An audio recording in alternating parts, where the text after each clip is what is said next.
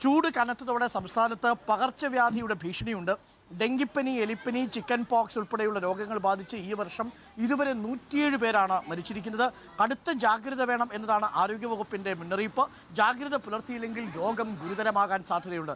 അപ്പോൾ ഡെങ്കിപ്പനി, എലിപ്പനി, ചിക്കൻ പോക്സ് തുടങ്ങിയവ കൂടുന്നു. പ്രത്യേകിച്ച് ചൂട് കൂടുമ്പോൾ ചിക്കൻ പോക്സ് കൂടും അല്ലേ? ആ സമയത്താണ് ഈ ചിക്കൻ പോക്സ് വരാൻ സാധ്യതയുള്ളത്.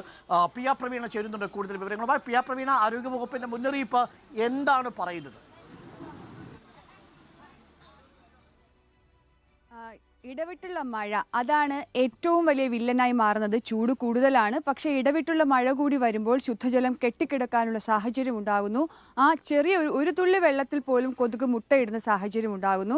ഇതോടുകൂടി ഈഡിസ് കൊതുകുകൾ പെരുകുന്നു. ഇതോടെ ചിക്കൻ ഗുനിയയും ഡെങ്കിപ്പനിയും കൂടുന്നു. ഡെങ്കിപ്പനി ബാധിച്ച ഒരു ദിവസം 50-ൽ കുറയാത്ത ആളുകൾ ഒരു ആശുപത്രിയിൽ തന്നെ ചികിത്സയ്ക്ക് എത്തുന്നുള്ള സാഹചര്യവുമുണ്ട്. ഇക്കണക്കിന് പോയാൽ ഒരു തവണ ഡെങ്കി ബാധിച്ചവർക്ക് വീണ്ടും ബാധിക്കുകയാണെങ്കിൽ രോഗാവസ്ഥ ഗുരുതരമാകാനും അത് വലിയ കാഷ്വാലിറ്റിയിലേക്ക് പോകാനും ഒക്കെയുള്ള സാധ്യതയുണ്ട്.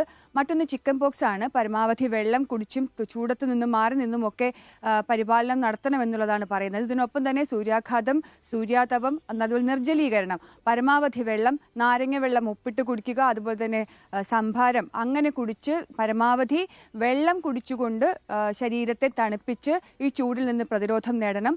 രോഗാവസ്ഥ എന്തെങ്കിലും ഉണ്ടെങ്കിൽ അത് ചെറിയ ക്ഷീണമായിക്കോട്ടെ, ചെറിയ പനിയായിക്കോട്ടെ, ഉടൻ തന്നെ ചികിത്സ തേടണം. കാരണം പല രോഗങ്ങളും ഇപ്പോൾ ലക്ഷണങ്ങളില്ലാതെ, ഡെങ്കിപ്പനി ആയാലും അതുപോലെ തന്നെ ചിക്കൻ ഗുനിയ ആയാലും എലിപ്പനി ആയാലും ഒക്കെ ലക്ഷണങ്ങളില്ലാതെ അവസാന ഘട്ടത്തിൽ മാത്രം ലക്ഷണങ്ങൾ പ്രകടിപ്പിക്കുന്ന അവസ്ഥയിലേക്ക് വരുന്നുണ്ട്. അതുകൊണ്ട് തന്നെ തുടക്കത്തിൽ ചികിത്സ തേടണമെന്ന നിർദ്ദേശവും നൽകിയിട്ടുണ്ട്.